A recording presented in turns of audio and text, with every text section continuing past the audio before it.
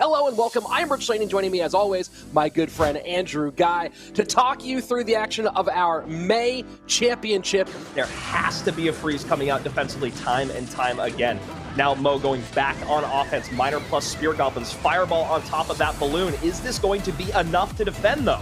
Yeah, it should be. What he did there was wait for the freeze to put the Musketeer. You saw him be able to understand, okay, I can take a hit of this, no problem. He has no direct damage. I just need to make sure my Musketeer doesn't get frozen so that I can take care of that loon before the second hit comes down. It was such a smart play out of him. I mean, I'll put it on. I couldn't spam because we're sitting here talking, but if I was spamming, I'm spamming Ruben. I've lost too many times to someone like that to actually go against him. I will not even lose a prediction anymore. You know what? I'm going Ruben. And now that Mother Witch getting a little bit of value as a couple piggies populate the board here. Sparky still sitting back, distracted by the skeletons as two witches are on the board here for Ruben, and that is going to take a big Sparky shot to clear all that off the board. And now we see a good game coming out here from Viper.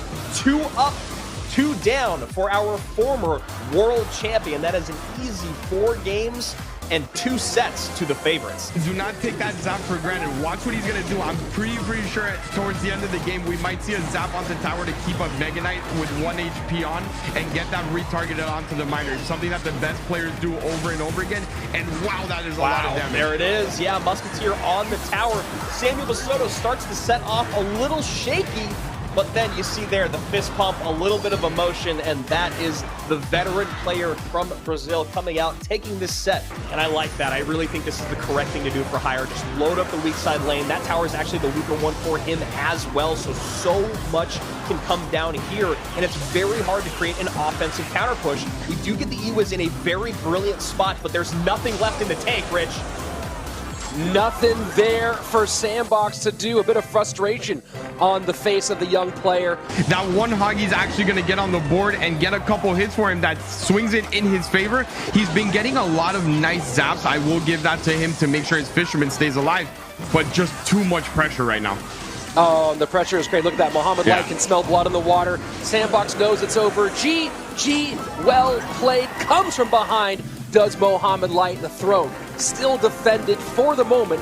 That is it. Ruben and the Flying Machines doing exactly what we said. Look, we talked about how Ruben could do it in 30 seconds at the top of a game, or he can do it in the last minute of a 5-minute game, and he did just that. He held on confidently for 4 minutes, waiting for triple elixir, holding on to that bar barrel. He missed 1 goblin barrel throughout the entire time. The rest of it was all defended so brilliantly. Even with the loss, Mohamed Light still is in first place by an entire victory, an entire first place finish, 100 points ahead of Samuel Basoto, who's got 420 points.